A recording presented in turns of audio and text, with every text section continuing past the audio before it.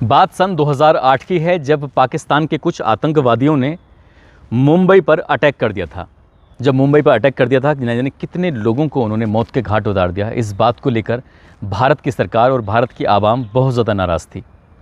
उन दिनों भारत के विदेश मंत्री थे प्रणब मुखर्जी। प्रणब मुखर्जी गुस्से में आते हैं और पाकिस्तान के राष्ट्रपति आसिफ अली जरदारी को फ़ोन करते हैं। फ़ोन करके कहते हैं कि हमने आपको निभाने की बहुत कोशिश की राष्ट्रपति महोदय जी, लेकिन आपने और आपके लोगों ने हमें निभाने की कोशिश नहीं की।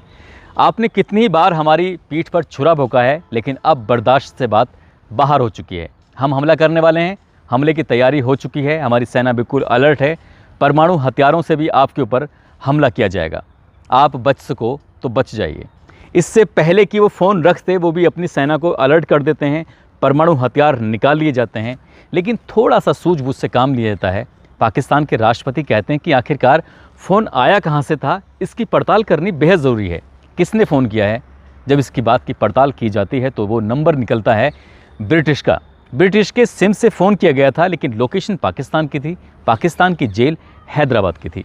ज़रा सोचकर देखिए, हिंदुस्तान और पाकिस्तान के बीच में युद्ध हो जाता, परमाणु हथियार चल जाते, तो शायद हिंदुस्तान और पाकिस्तान दोनों का ही नक्शा पूरी तरह से बदल जाता। आखिरकार वो व्यक्ति कौन था जिसने इतना बड़ा दुस्साहस करने की कोशिश की, जिसने लाखों करोड़ों लोगों की ज़िंदगी से खिलवाड़ करने की कोशिश की? जब उसके बारे में, उसका इतिहास खोदने की कोशिश की जाती है तो वाकई वो बहुत ख़तरनाक व्यक्ति है, जिसका पाकिस्तान भी आज तक कुछ नहीं बिगाड़ पाया। आदाब, नमस्कार, सत श्री अकाल। मैं उस्मान सैफ़ी। आज की जो सच्ची घटना मैं आपको सुनाने जा रहा हूँ, ये सच्ची घटना हिंदुस्तान और पाकिस्तान, दो मुल्कों की कहानी है। इससे पहले कि मैं पाकिस्तान पे आऊँ, पहले मैं हिंदुस्तान के उस किस्से की बात करता हूँ जिस किस्से से ये कहानी की शुरुआत होती है। बात गाज़ियाबाद की है। गाज़ियाबाद इलाके में डकैती पड़ जाती है, और डकैती किसने डाली है, इस बात को लेकर पुलिस, उत्तर प्रदेश की पुलिस बहुत ज़्यादा परेशान थी। मेरठ के उन दोनों DIG थे, IPS ऑफिसर विक्रम सिंह। विक्रम सिंह बहुत तमतमाए हुए थे और वो कहते हैं कि मुझे इस डकैती का हर हाल में खुलासा चाहिए, चाहे कोई भी हो, मुझे खुलासा ही चाहिए। खुलासा करने के लिए ध्रुवलाल यादव इंस्पेक्टर अपनी टीम के साथ जगह जगह वो छापेमारी करते हैं। जगह जगह जो भी मुखबिर की सूचना पर वो जाकर घर घर में दरवाज़ा खटखटाने की कोशिश करते हैं कि आखिरकार किसने डकैती डाली है और वो कौन है डकैती डालने वाली, इसका पता चल सके। ऐसे ही दरवाजे खटखटाते मुखबिर की सूचना पर वो एक ऐसा दरवाज़ा खटखटा देते हैं जो वाकई बहुत ख़तरनाक दरवाज़ा था। दरवाज़ा खुलता है तो सामने 4 लोग बंधक बने हुए थे, उनके मुंह बंधे हुए थे, जंजीरों से उन चारों को बुरी तरह से जकड़ा हुआ था। पुलिस वाले इससे पहले कि कुछ समझ पाते, उधर सामने से गोली चल जाती है। गोली चलाने वाले, उनके हाथ में हथियार थे, आधुनिक हथियार, ऐसे हथियार कि एक बार में गोली चलाई जाए तो 500 राउंड तक फायरिंग हो जाए। इस हमले में जो इंस्पेक्टर ध्रुवलाल यादव और उनके 2 साथी मारे जाते हैं। लेकिन जवाबी कार्रवाई में जब मुठभेड़ चल रही थी तो सामने भी एक आदमी मारा जाता है। जब इस बात की पड़ताल की जाती है, ये बात, घटना की सूचना उच्च अधिकारियों तक पहुंचती है, मामला DIG तक पहुंचता है फिर एक बार फिर, और DIG विक्रम सिंह ये आदेश करते हैं कि मुझे हर हाल में जो भी अपराधी हैं मुझे चाहिए। इसके लिए चाहे पूरे इलाके को छावनी बना दिया जाए, इसमें अलर्ट हो जाइए। उन दोनों सहारनपुर और ये नोएडा, ये सभी मेरठ मंडल में ही शामिल हुआ करते थे। पुलिस अलर्ट हो जाती है और चारों तरफ से उस इलाके को घेर लेती है। आखिरकार पुलिस ने कई लोगों को गिरफ्तार किया। उस गिरफ्तारी में एक ऐसे व्यक्ति का नाम सामने आता है जिसको देखकर, जिसको सुनकर उत्तर प्रदेश की पुलिस भी हैरान थी और परेशान हो जाती है कि ये व्यक्ति यहाँ पर क्या कर रहा है। दरअसल वो व्यक्ति कोई और नहीं, अहमद उमर सईद शेख, जो कि ब्रिटिश की नागरिकता उसको प्राप्त थी, लेकिन पाकिस्तान का वो मूल निवासी था।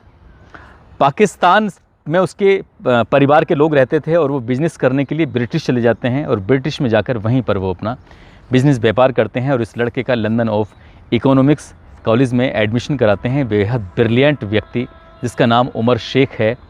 उमर शेख के बारे में इससे पहले कि वो पड़ताल करते, इससे पहले ही वो उन 4 जो इन्होंने विदेशी नागरिकों को बंदी बनाया हुआ था, उनको वो बंधन मुक्त करते हैं। बंधन मुक्त करने के बाद उनका प्राथमिक उपचार कराते हैं।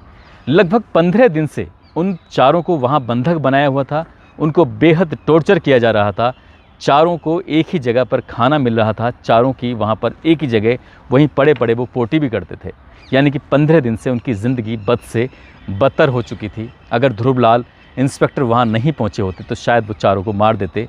लेकिन जब उन चारों से बातचीत करते हैं तो वो बताते हैं कि उमर शेख से उनकी दोस्ती हो जाती है। उमर शेख दिल्ली के अलग अलग इलाकों में घूम रहा था। आखिरकार इससे पहले कि उस पर आते और थोड़ा सा इसके बारे में जानने की कोशिश करते हैं कि आखिरकार ये उमर शेख है तो कौन है। उमर शेख के बारे में पड़ताल की जाती है। वो ब्रिटिश में ही रह रहा था। ब्रिटिश में रहते हुए वहाँ के कुछ इस्लामिक कट्टरपंथियों के संपर्क में आता है और वो बताते हैं कि विस्वानिया एक जगह है, वहाँ पर लगभग 18,000 मुसलमानों का कत्लेआम हुआ था। और इसकी कहानी, इसका किस्सा जब कत्लेआम का उस लड़के को सुनाया जाता है, और इस उमर शेख की उम्र ज़्यादा नहीं थी, ये बात 1990 की है, तो ये लड़का इस बात को लेकर बहुत ज़्यादा आक्रोशित हो जाता है। उसे लगता है कि मुसलमानों के साथ बहुत ज़्यादती हो रही है, इसलिए उसने अपनी पढ़ाई लिखाई को बीच में छोड़कर सीधा पाकिस्तान पहुंच जाता है और वो ISI के संपर्क में आता है। ISI के संपर्क में आने के बाद वो पाकिस्तान में ही हथियार चलाने की और कई तरह की ट्रेनिंग लेता है। और ट्रेनिंग लेने के बाद उसने कसम खाई थी अब न केवल हिंदुस्तान से बदला लेना है, न केवल ब्रिटिश से और अमेरिका से बदला लेना है, बल्कि कश्मीर को भी आज़ाद कराना है। इस बात की सोच रखता हुआ वो पाकिस्तान में ट्रेनिंग लेने के बाद किसी भी तरकीब से वो सीधा हिंदुस्तान पहुंचता है। और हिंदुस्तान में आने के बाद यहाँ के जो स्लीपर सेल थे उनके संपर्क में आकर हथियार इकट्ठा करता है। हथियार इकट्ठा करने के बाद वो अपना इलाका चुनता है दिल्ली, और दिल्ली के वो हर उस इलाके में जो पर्यटक स्थल हैं, जैसे चाहे वो लाल किला हो, चाहे वो कुतुब मीनार हो, लोटस टेम्पल हो या इंडिया गेट हो, जितने भी पर्यटक स्थल थे उन सब पर्यटक स्थल पर रोज़ डेली आना जाना होता था। जामा मस्जिद में जाता था, नमाज अदा करता था, वहाँ के यहाँ के लोकल के तौर तरीके सीख रहा था, लोकल के लोगों से दोस्ती बढ़ा रहा था।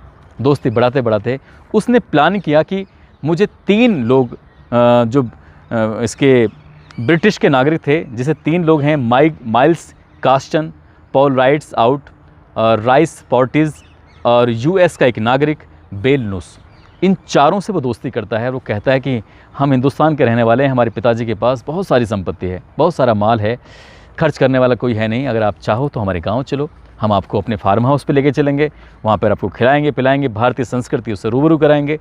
तो ये चारों विदेशी उसके झांसे में आ जाते हैं। और झांसे में आने के बाद कभी वो इन्हें मसूरी रखता है तो कभी सहारनपुर में रखता है, और वो लास्ट में आके इन्हें गाज़ियाबाद में ले आता है। और उसको लाने का एक ही मकसद था, वो चाहता था कि जैसे ही वो इन्हें अपने कब्ज़े में लेगा तब वो हिंदुस्तान सरकार से कुछ डिमांड करेगा। और वो डिमांड थी लगभग $10 मिलियन की, एक हवाई जहाज़ की, एक संयुक्त राष्ट्र संघ का एक जिम्मेदार व्यक्ति, और साथ ही अंतर्राष्ट्रीय प्रेस, इस तरह की कुछ मांग थी। इससे पहले कि वो अपनी मांग रख पाते, हालांकि वो BBC के दफ्तर में जाकर एक चिट्ठी भी छोड़ के आया था इन सब की, लेकिन उससे पहले कि कुछ वो अपनी बात आगे रख पाता, लेकिन ध्रुवलाल यादव इंस्पेक्टर अचानक ही इनके मंसूबों पर पानी फेर देते हैं और वो ऐसा कुछ नहीं कर पाते। हालांकि ध्रुवलाल इंस्पेक्टर को शहीद होना पड़ता है। पुलिस ने इसको गिरफ्तार कर ही लिया था। अब गिरफ्तार करने के बाद IB रो special branch intelligence, Uttar Pradesh police, सभी अपने अपने तरीके से, तौर तरीके से इन उमर शेख से जांच पड़ताल कर रहे थे, पूछताछ कर रहे थे।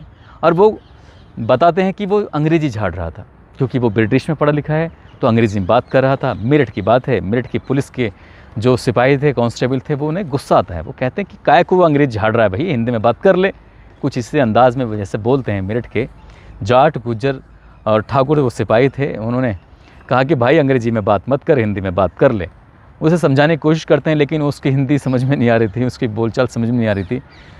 उन सिपाहियों ने, कांस्टेबल ने, ये ऑफ द रिकॉर्ड में बात कर रहा हूँ, उन्होंने इसको इतना पीटा कि उसकी हड्डी पसली, जो भी शरीर के अर्जे पुर्जे थे, जितना वो दिखाने की कोशिश कर रहा था कि मैं पाकिस्तान से आया हूँ, मैं बहुत पढ़ा लिखा हूँ, मैं बहुत अंग्रेज़ हूँ, मैं ये हूँ और वो हूँ, उसकी उन्होंने इतनी खातिर तवाज़ी की बहुत ज़्यादा कि वो उसके शरीर के एक एक हिस्सा, उसके एक एक पुर्जे हिल जाते हैं। बात क्योंकि वो ब्रिटिश का मूल निवासी था, वहीं की उसको नागरिकता प्राप्त है। जब ये बात ब्रिटिश सरकार को पता चलती है तो ब्रिटिश सरकार बहुत नाराज़ होती है। नाराज़ इस कदर होती है कि वो कहती है कि तुमने हमारे साथियों के साथ, हमारे व्यक्ति के साथ तुमने अच्छा नहीं किया है, और उसको इलाज के लिए भर्ती कराया जाता है। तो हिंदुस्तान सरकार साफ इनकार करती थी कि हम तो इसका इलाज कराएंगे नहीं, इसलिए ब्रिटिश सरकार ने ही उसका इलाज कराया। और 1994-95 में आप अंदाज़ा लगा सकते हैं उसके इलाज में 28 लाख रुपए खर्च आया था। 28 लाख रुपए अगर आज हम 2022 की बात करें तो अब तो लगभग करोड़ों रुपए के आसपास, मतलब 1 करोड़ से ज़्यादा का ही मामला हो जाएगा। तो क्या सबक सिखाया था उन कांस्टेबल ने। ये कांस्टेबल इस खबर को सुन रहे हो तो भाई मेरा सैल्यूट है तुम्हें, तुमने बहुत सही उन्हें सबक सिखाया था, उसको दिखा दिया कि हाँ मेरठ की पुलिस या उत्तर प्रदेश पुलिस कितनी खूंखार होती है। उससे सहारनपुर और मेरठ, गाज़ियाबाद के अलग अलग जेलों में रखा जाता है और जेलों में रखने के बाद उसको फिर यहाँ से तिहाड़ जेल में शिफ्ट कर दिया जाता है। साथ ही इस पर केस वेस चल रहा था इससे पहले कि भारत की सरकार इस पर कोई मुकदमा वगैरह कुछ चलाती, कुछ कार्रवाई करती। लेकिन एक बहुत बड़ा कांड हो जाता है 24 दिसंबर 1999 को IC 814 एक काठमांडू से एक प्लेन चलता है लखनऊ के लिए, हवाई जहाज एयरलाइंस का चलता है लखनऊ के लिए। लेकिन वो लखनऊ नहीं आके उसको पता चलता है कि 4 उसमें जो बदमाश थे उनको किडनैप कर लेते हैं, उससे ऐसे प्लेन को हाईजैक कर लेते हैं और हाईजैक करने के बाद इसको लखनऊ में ना उतार के और सीधा चल पड़ता है आगे। उसको पंजाब में उतारना था। पंजाब में जो एयरपोर्ट है वहाँ से संपर्क करने की कोशिश की जाती है। कहते हैं कि हमें कुछ ईंधन लेना है, क्योंकि ईंधन जो था उसमें पर्याप्त था ही नहीं। उसको पंजाब में उतारना था, लेकिन भारत सरकार अलर्ट हो जाती है और वो अलर्ट होने के बाद उनको सबक सिखाने की पूरी तैयारी में थे। आतंकवादी समझ जाते हैं कि भाई ऐसा ना हो कि मामला कुछ ख़राब हो जाए। उसमें 135 से ज़्यादा मुसाफिर रहे थे और 14-15 के आसपास उसमें कर्मचारी थे, और जो भी प्लेन उड़ाने वाले हों या कर्मचारी वगैरह हों तो 150 के आसपास के लोग रहे होंगे और 150 लोगों को उन्होंने हाईजैक कर लिया था। पंजाब में जैसे ही प्लेन उतरने वाला था, यहाँ की सरकार, यहाँ की फोर्स सब कुछ अलर्ट थी, लेकिन इससे पहले ही उन्हें भनक लग जाती है और वो कहते हैं कि हम यहाँ पर इसे उतारते ही नहीं है। इस प्लेन को लेके चले जाते हैं सीधे लाहौर सरकार से, लाहौर यानी कि पाकिस्तान से वो अपील करते हैं कि हम यहाँ पर हवाई जहाज़ उतारना चाहते हैं, हमने इसको हाईजैक कर लिया है, इसमें तेल भरवाना है, इसमें ईंधन कम है। लेकिन पाकिस्तान सरकार पहले ही वो शक के घेरे में रहती है, आतंकवादियों को सपोर्ट करती है। उन्होंने सोचा कि अगर हमने इस हवाई जहाज़ को यहाँ उतरवा दिया तो ऐसा ना हो कि पूरी दुनिया में हमारी इमेज ख़राब हो जाए। इसलिए वो अपनी जितनी भी इसकी एयर की लाइनें होती हैं उसको बंद कर देते हैं, अंधेरा कर देते हैं और वो इस प्लेन को अपने यहाँ उतरने की अनुमति बिल्कुल नहीं देते। मगर ईंधन ख़त्म हो चुका था, सैकड़ों लोगों की जान खतरे में थी, फिर भी पायलट अपनी सूझबूझ के चलते उस प्लेन को लाहौर में उतार देता है। लेकिन पाकिस्तान की जो सरकार होती है वो ईंधन भरवाते ही कह देती है कि यहाँ से इसे लेके जाओ, हम आपको अपने साथ नहीं रख सकते, अपने पास नहीं रख सकते, इससे हमारे देश की छवि ख़राब हो जाएगी। खैर उसकी छवि पहले ख़राब थी, वो क्या अपनी छवि को सही करता। प्लेन एक बार फिर से उड़ जाता है और उड़ने के बाद सीधा पहुँच जाता है दुबई में। इस शर्त पे उसको उतारा जाता है क्योंकि हम अपने यहाँ पर जो आपने यात्रियों को बंधक बनाया हुआ है, इन यात्रियों में से हमें कुछ यात्री चाहिए, यानी कि वो यात्रियों की सुरक्षा करना चाहते थे। इसलिए उन्होंने 100 से ज़्यादा यात्रियों को यहाँ उतार लेते हैं, ईंधन भरवाया जाता है। इसके बाद वो सीधा प्लेन दुबई से पहुँच जाता है अफ़गानिस्तान के कंधार में। जब कंधार पहुँचता है तब वहाँ से उन आतंकवादियों का मुँह खुलता है और वो आतंकवादी कहते हैं कि हमने जो इसको प्लेन को हाईजैक किया है, किडनैप किया है, आपकी यात्रियों को जो हमने कब्ज़े में लिया है, हिंदुस्तान के और कई मुल्कों के उसमें यात्री शामिल थे, वो सिर्फ इसलिए लिया है कि हमारे कुछ साथी हैं, उन कुछ साथियों को आपको रिहा करना है, जिसमें एक का नाम मुश्ताक जरगर, दूसरे का नाम मौलाना मसूद अजहर और तीसरा अहमद उमर सईद शेख यानी कि उमर शेख। इनको रिहा किया जाए। उन दिनों भारतीय जनता पार्टी की सरकार थी, केंद्र में अटल बिहारी वाजपेयी जी प्रधानमंत्री थे और विदेश मंत्री थे जसवंत सिंह।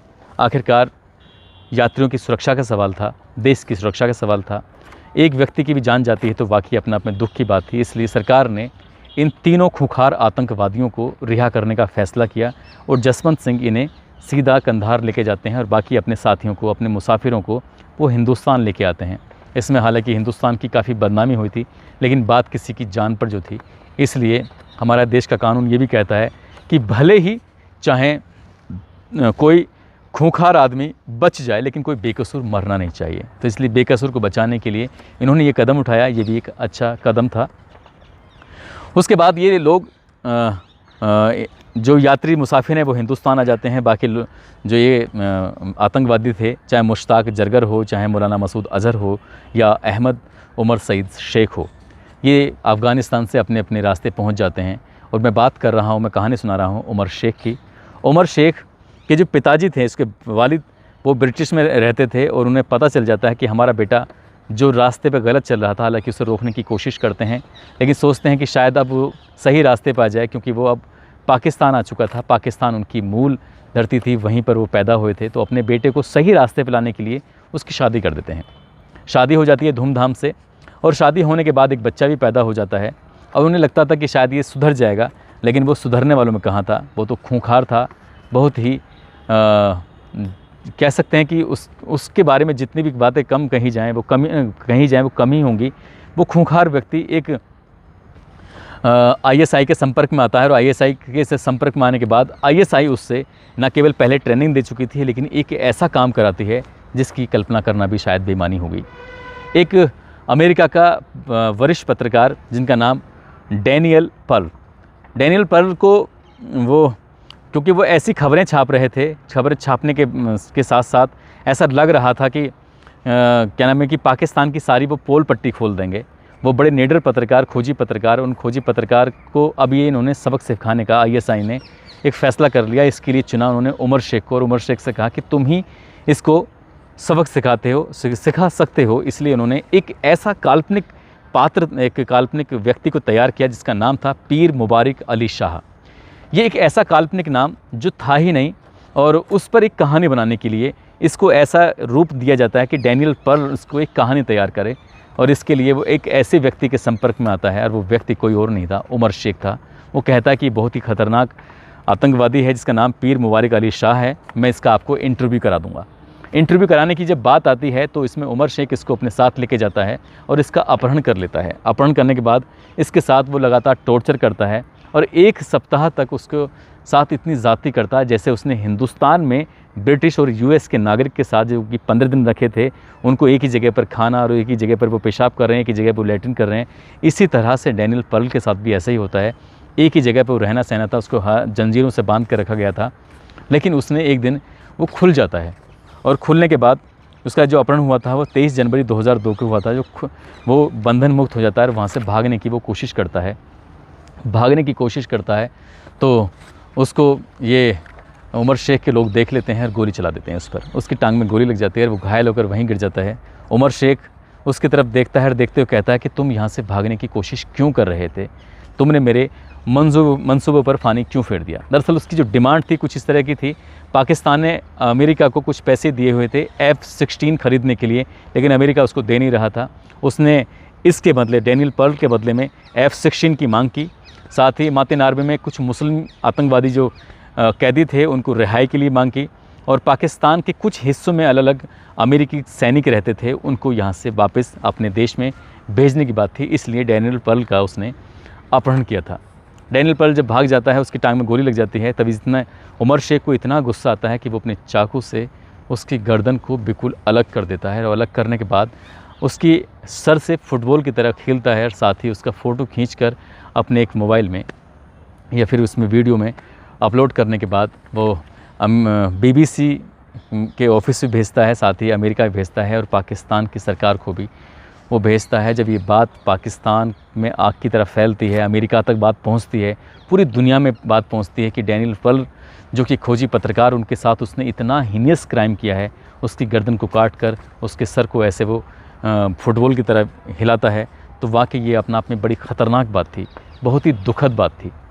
खैर, इससे ये मामला फिर कोर्ट जाता है। कोर्ट में जाने के बाद इस पर निचली अदालत से इसे फांसी की सज़ा सुनाई जाती है। लेकिन इसको क्योंकि ISI और पाकिस्तान का समर्थन था, क्योंकि वो पाकिस्तान का ही तो आतंकवादी था, वो भले ही जेल में था या जेल से बाहर था, उन्हीं की रहनुमाई पर ये पल रहा था, और हैदराबाद की जेल में इसको शिफ्ट कर दिया जाता है, और ये उसी में वहीं रहता है, और वहीं लगातार इसको सब सुविधाएँ, चाहे खाने की हो, अच्छी जो भी एक सुविधाएं होती हैं एक बाहर की ज़िंदगी में, वैसी सुविधाएं इसको जेल में रहकर दी जा रही थी। बाहर इसलिए नहीं रख सकते थे क्योंकि अमेरिका का बहुत दबाव था। उस दौर परवेज़ मुशर्रफ अपनी किताब लिखते हैं in the life of fine. वो कहते हैं कि जब इसकी गिरफ़्तारी की बात आती है तो गिरफ़्तार के लिए भाग सकता था, इधर उधर छुप सकता था, लेकिन इसके दादा, इसके चाचा, इसकी पत्नी, इसके परिवार के अलग अलग सदस्यों को पाकिस्तान की जो पुलिस प्रशासन था वो हिरासत में लेती है, उन्हें बेइंतहा टॉर्चर करती है, और बेइंतहा टॉर्चर इसलिए करती है क्योंकि अमेरिका का लगातार जो दबाव था। आखिरकार 12 फरवरी 2002 को ये सरेंडर करता है और वो जेल में रहता है, और जेल में रहने के बाद इस पर मुकदमा चलता है, वो मैंने आपको बता दिया, और पाकिस्तान की वो जेल में रहता है। लेकिन आपको मैं बताऊँ 9/11 जो हुआ था 9/11 में ये आफताब अंसारी के संपर्क में आता है। पाकिस्तान से जो पैसा उगाया जाता है उस पैसे को ये सीधा दुबई के माध्यम से सीधा 9/11 का हमला कराता है। वर्ल्ड ट्रेड सेंटर पर जो हमला हुआ था जिसमें लगभग 3000 लोग मारे गए थे, जिसमें के लगभग 25,000 लोग गंभीर रूप से घायल हो गए थे। ठीक उसी के बाद में एक हमला हुआ था 2008 में मुंबई में जो हमला हुआ था रेलवे स्टेशन पर, ताज होटल पर, तो उसमें लगभग 175 लोग मारे गए थे, 300 लोग घायल थे। उसमें भी इसका कहीं ना कहीं नाम आता है, उसमें भी इसके बारे में कहीं ना कहीं बातचीत आती है कि उमर शेख जेल में रहते हुए भी वो अपना सारा काम कर रहा था जो लोग जेल के बाहर नहीं कर पाते हैं। और तभी ये एक जेल में रहते हुए एक फर्जी सिम कार्ड के थ्रू वो प्रणब मुखर्जी बनकर फ़ोन करता है और आसिफ अली जरदारी जिनकी पाकिस्तान के राष्ट्रपति को फ़ोन करते हुए कहता है कि हम तुम पर हमला करने वाले हैं। लेकिन जब इसकी जांच पड़ताल की जाती है तो पता चलता है कि उमर शेख है जो कि बहुत ही खूंखार आतंकवादी है। दो देशों के बीच युद्ध होते होते बचा था, वो भी परमाणु युद्ध, जिससे न जाने कितने लोग मारे जाते।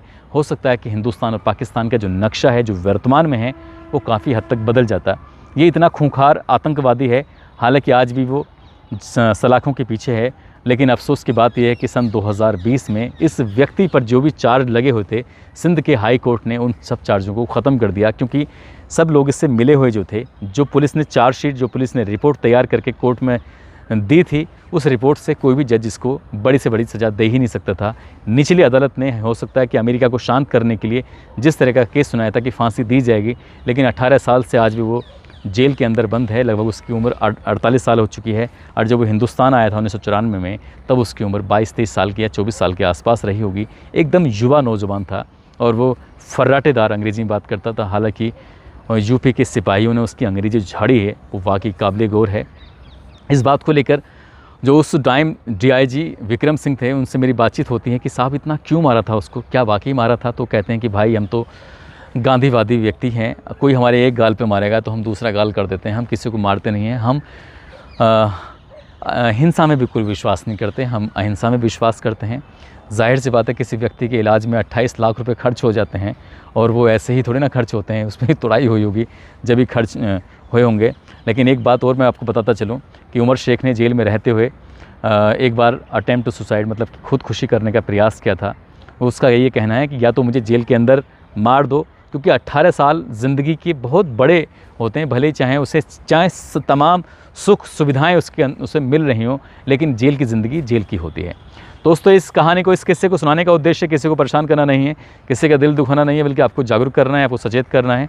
आप जहाँ भी रहें अपना ख्याल रखें, सुरक्षित रहें। जय हिंद, जय भारत।